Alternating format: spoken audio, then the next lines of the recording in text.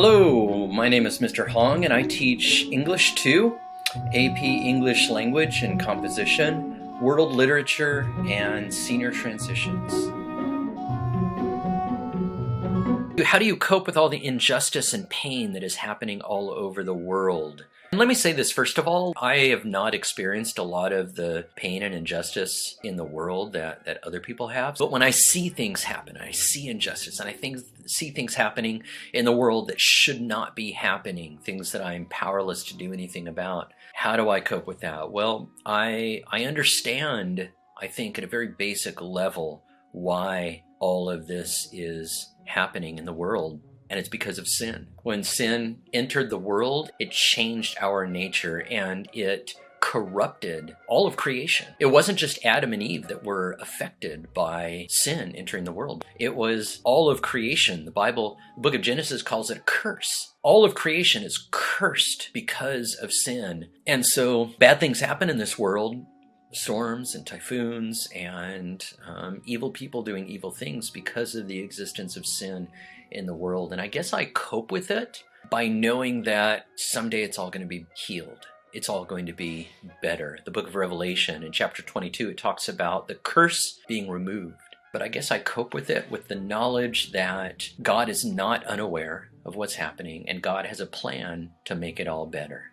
And it's not going to happen in a timetable that's going to be really satisfying to us, but it is going to happen. And I live my life in faith that he's going to fulfill that promise. What are the craziest things you have done to wake up a student during class? I mean, apart from just like whacking my stick on the desk in front of him, is that crazy? I've done this before, like during a video where when I swoosh my stick really fast, it makes that really whoosh sound like that. But when a kid's sleeping in the back row, like during a video or something like that, you can do that like 2 feet above their head and it's not dangerous at all, like behind them and above their head, but it like wakes them up and in their brain it was like this close to them. And so that's kind of fun. I don't know if it's crazy. Oh, one time I just like screamed really loud next to a student who was asleep. That was funny.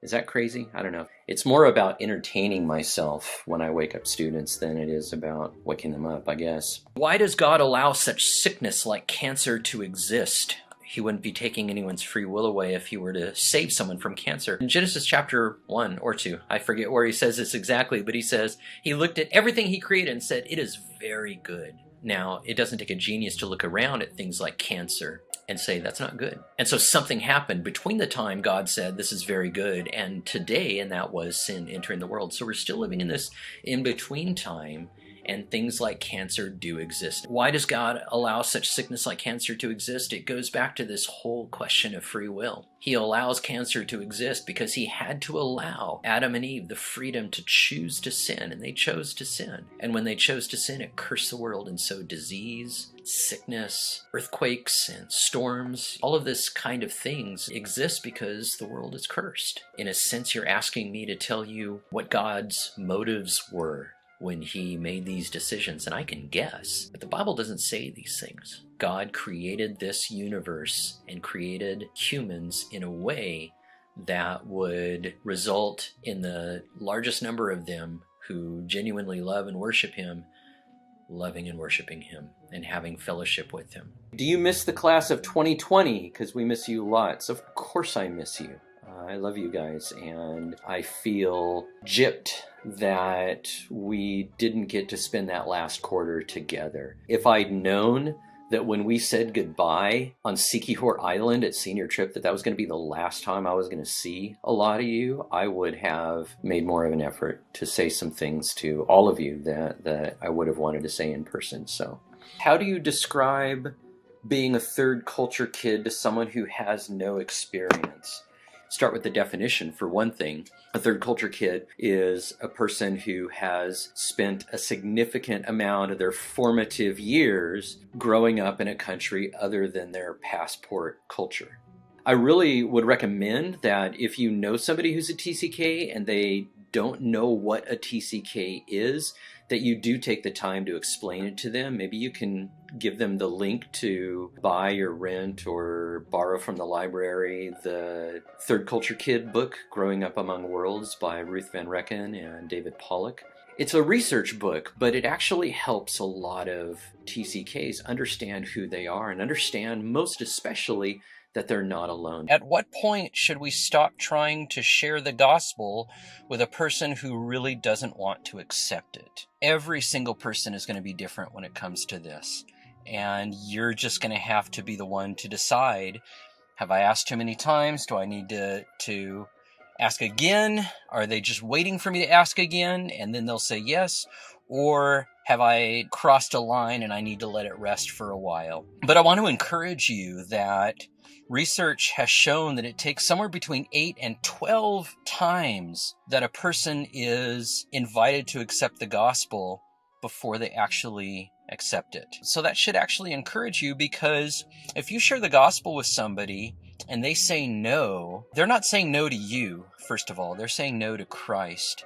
And that's not your responsibility to choose for them. Your responsibility as a Christian is to share the gospel, not to persuade people, not to convict them, not to argue them into the kingdom of heaven. Your job is very simple. Tell the gospel.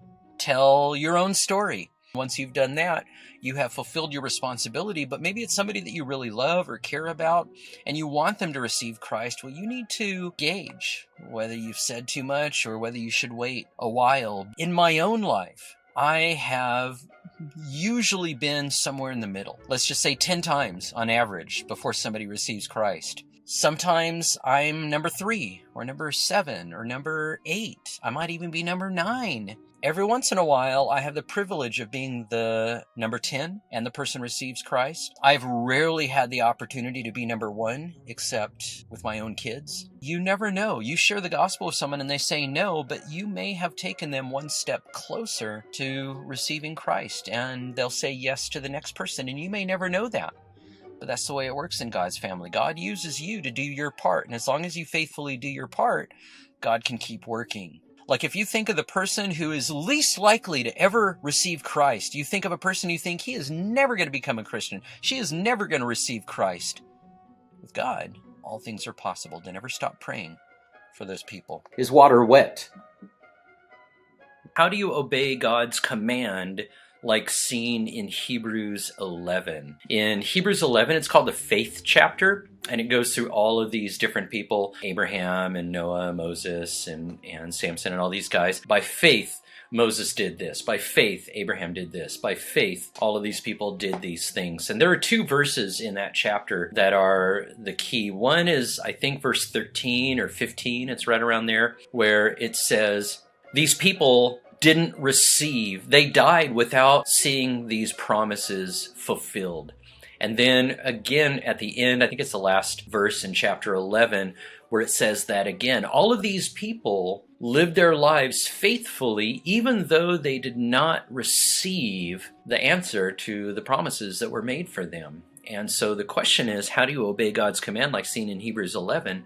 Well, it means being faithful to God and being faithful to following His word and following His leading, maintaining a good relationship with Him, all of those things, being a Christian basically for us, even though things don't always go our way, even though we don't necessarily see the fulfillment of things that God has promised. God promised those things to Abraham and Moses, and they lived their lives without receiving the answers to those promises, but they remained faithful. We like things right here, right now. Like, you promise us, God, so where is it? And God does not work on our time scales, right? God thinks in terms of decades and generations and thousands of years. It was like 2,100 years from the time God promised Abraham that through his seed, Jesus, all nations on earth would be blessed. 2,100 years.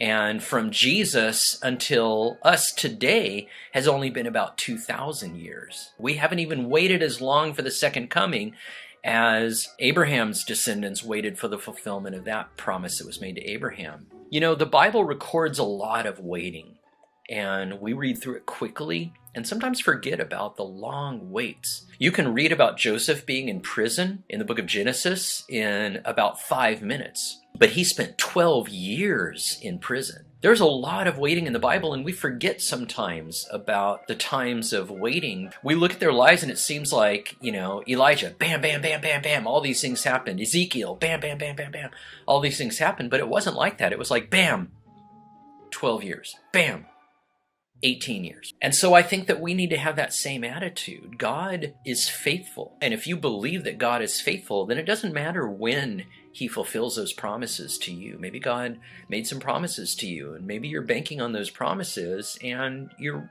fine to do that and to live in expectation of the fulfillment of those promises, but that doesn't mean that they're going to be fulfilled in the timing that you prefer. I could have never foreseen God bringing me to Faith Academy to teach, but I was 48 years old when I came to Faith Academy to teach. And before that was a lot of preparation, making me into the kind of leader who could be an effective teacher at Faith Academy. And that doesn't mean that everything I did before I came to faith wasn't important. I mean, I was planting churches and preaching the gospel and training leaders and pastors and stuff. It was all good. But to bring me here and now was a lot of waiting. So that's my answer to that. How do you obey God's command? I would say, how do you live this kind of life the way they describe in Hebrews chapter 11? You trust in God's promises, you believe that he's faithful, and you wait.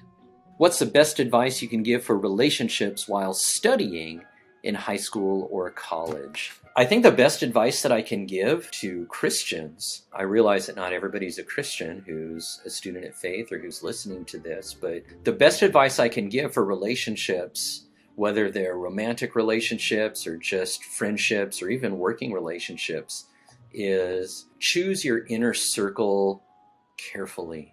I don't think that Christians should avoid friendships with sinners, with people who are living an ungodly lifestyle. Jesus was friends with a lot of different people who were very ungodly, but he chose his inner circle very carefully. He chose those 12 friends that would walk with him and be his inner circle. And his inner circle of the three, Peter, James, and John, he also chose very carefully. I would give that same advice to you. Be friends with whoever you want, but choose your inner circle wisely. That inner circle of friends should be people who are going to encourage you in your faith, or people who are not going to encourage you to live the kind of lifestyle that's going to damage your relationship with God. There are things that will hinder your relationship with God that are not necessarily sin. So, for example, if I showed up at a volleyball match, let's say I'm playing on a 4-on-4 volleyball tournament, and I show up wearing like a big leather jacket and blue jeans and rubber boots. Is that against the rules?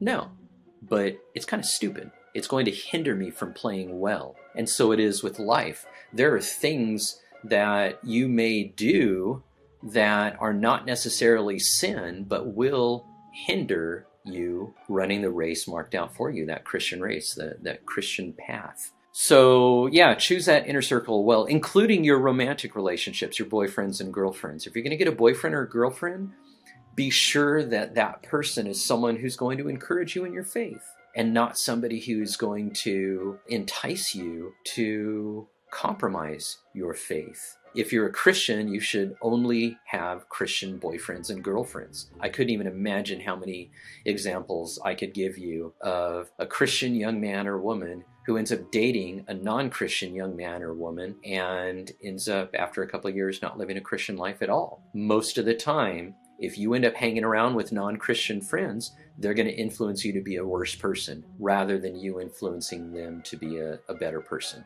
That's my best advice I can give for relationships while studying. What are the hardships or struggles of being a missionary? Well, there are so many. I obviously can't name them all. The two that are probably the biggest for me are financial and family relationships. I am not part of a mission like a lot of people, like a mission that forces you to raise a certain amount of money before you come. I came to join a group of church planters in Baguio City as a young single. I was 23 when I first went to Baguio, and they said, get a couple $100 and come.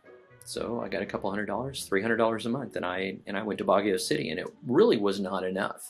And I would often finish the month eating Skyflakes and Cheese Whiz because I just didn't have enough money to buy any other kind of food. The missionaries there invited me over for dinner fairly often, so I didn't like die of malnutrition or anything like that. Financially, it has sometimes been really great and sometimes really not great.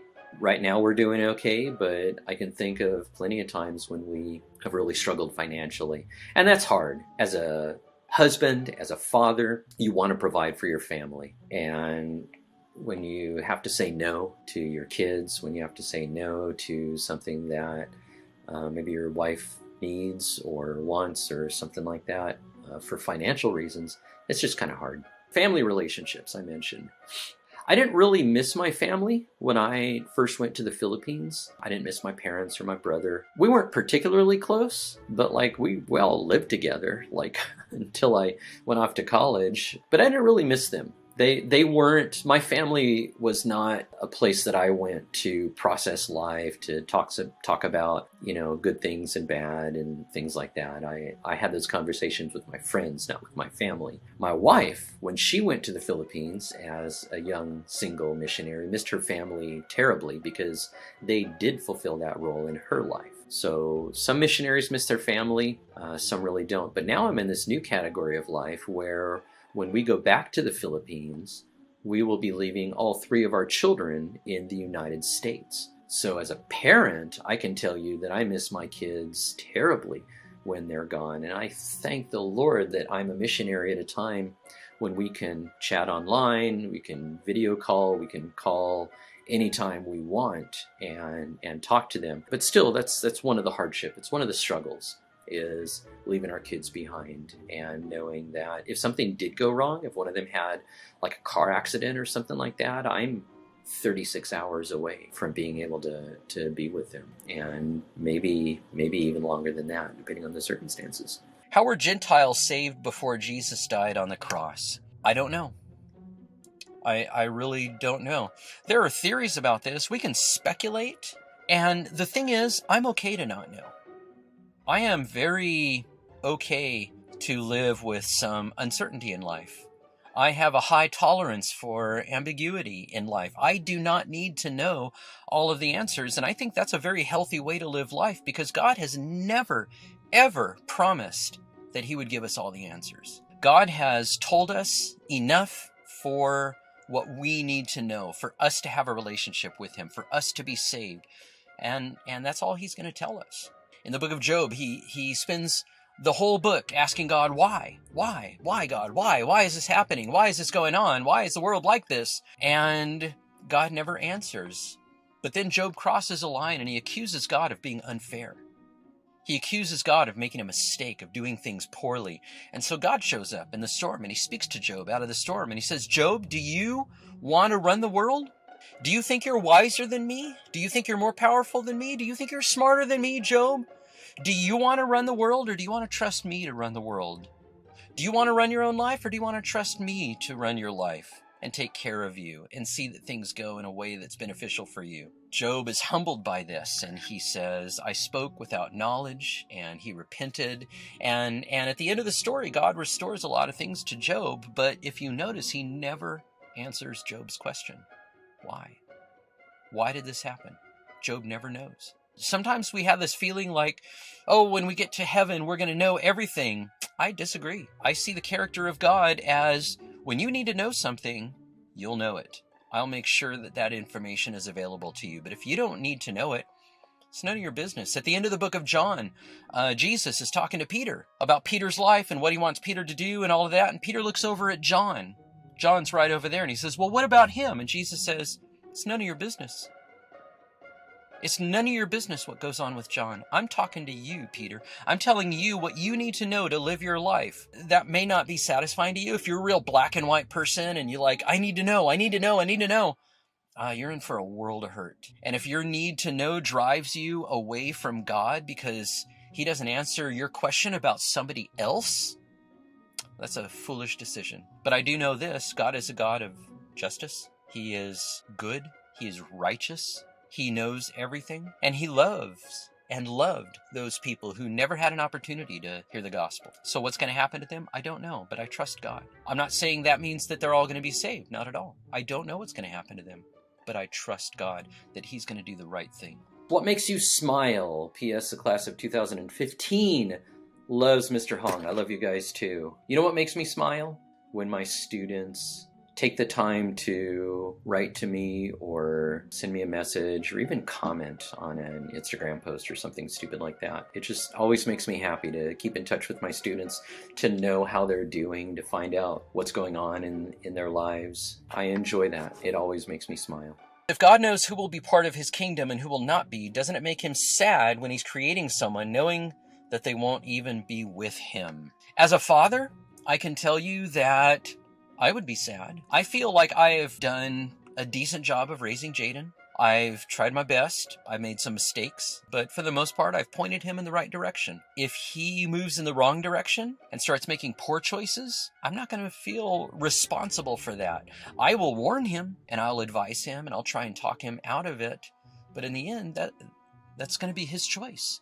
If he walks away from the Lord, that is his choice. If he walks into something else, it's his choice. And I'm not responsible for his choice. And ultimately, God is not responsible for our choices. He has given us free will. And it's our responsibility to choose or not choose, to follow or not follow. Does it make him sad? Yes, but God made this world and made humans in a way that the most people possible would have genuine love for God, genuine fellowship with God, and would genuinely worship God.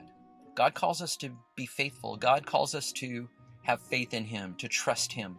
And we do. We trust that He is who He says He is in the Bible, and that He's going to work things out in the way that He's chosen to work things out in the best way. Do you remember all your students? Honestly, I don't. I don't teach the freshmen. I have gone through periods where I taught no sophomores, half the sophomores. And then for juniors, I teach AP language, and that's usually only about 12 to 20 students. It's very possible that a student could get to their last semester at Faith Academy in high school, and I've never taught them before. And those students, either they came late to Faith or they just avoided my classes for whatever reason. I just never taught them until their last semester in high school. Those are the ones that I would tend to not remember very well. But even those students, sometimes they really stand out. Sometimes we have a lot of fun. Sometimes they'll come and ask for my advice for something, or I'm involved with them some other way from volleyball or MUN or something like that. Even those students that I only teach one semester, I still get to know a lot of those fairly well, and I would remember them quite well. But do I remember all of my students? No. I don't know if it's possible as a teacher to remember all your students, but if you want to be remembered, you need to stand out. I prefer you to stand out in good ways, but some of the students that I remember best are the students who stood out in bad ways, you know? Not in bad ways like, oh, I didn't like that student, like right up to the day before graduation. We don't know if they're going to graduate, you know, and I'm working all semester to try and get them to turn in their work and to try to be motivated and try to, you know, step up and all of that. I remember those students. They're not bad people. They're just poor students for whatever reason. So how do you improve on your grammar when you hate reading and writing? Well, first of all, you wouldn't say, how do you improve on your grammar? You would just say, how do you improve your grammar? So there's your first lesson. So my first advice would be, if you hate reading and writing, you need to read and write, because the best way, the number one way to improve your grammar is to read and write. Another thing that I would say about that is that you hate reading and you hate writing because you're not good at it. If you were good at reading, you would like it, because people like what they're good at. For the most part, people who hate reading are people who aren't good readers. Yet, reading is a skill. And anything that's a skill is something that you need to learn how to do. And anything that's a skill is something that you can learn how to do better. And you learn how to do things better by doing them, by practicing, whether it's a sport or a job skill or reading and writing. More you read, the better you'll get at it. And the better you get at it, the more you'll like it. Is there a way to know God's identity without reading the Bible? To an extent. Well, I can look at the universe and I can say, this universe is awesome. And it's here. So the fact that it's here means that somebody must have put it here. Somebody must have created it, because my common sense tells me that if something exists, something made it. It also has great design, like great complexity in the universe. And so I can conclude that whoever made all this, first of all, he's powerful. I could look at the universe and say, he must really like beautiful things and made me to like the same things that he likes. I can say that the universe shows great design means that he had a design for it, which means that he had a plan, he had a purpose for creating. And he created me, because I'm part of creation. So if the creator of all of this created me, he must have had a plan to create me. He must have had a purpose for creating me. And if he had a plan and purpose for creating me, then he must, at some level, know me and care about me. But that's about as far as you can get. It's called general revelation, just looking at creation and knowing something about God. Do you sometimes feel responsible if a student you taught once walks into the wrong road? No, I actually don't feel guilty about that, because I'm not responsible for my students. I'm responsible to do my part, and that is, since we're talking about paths, my job is to show you the right path. If I do my job well, and I say, you should go this way, you should follow this path, and you should not follow that path. If a student follows that path anyway, why would I be responsible for that? We're all responsible for our own choices.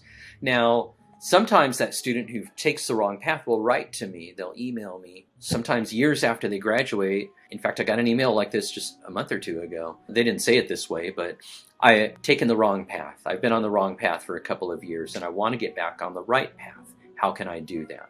I don't feel responsible that they took that right path, but I love that they wrote to me and asked my advice on how to get on the right path, and that they see me as a person who in their life tried to show them which was the better path. They at least remembered that I said that, and they remembered that there is a better way, and that they came back to me to ask how to get on the right path. So thank you all for submitting your questions. I enjoyed answering them. I want to invite you that if you have any further questions or need clarification or want some more information on anything that I said, feel free to email me. And so until then, take care, and I hope all this information was helpful.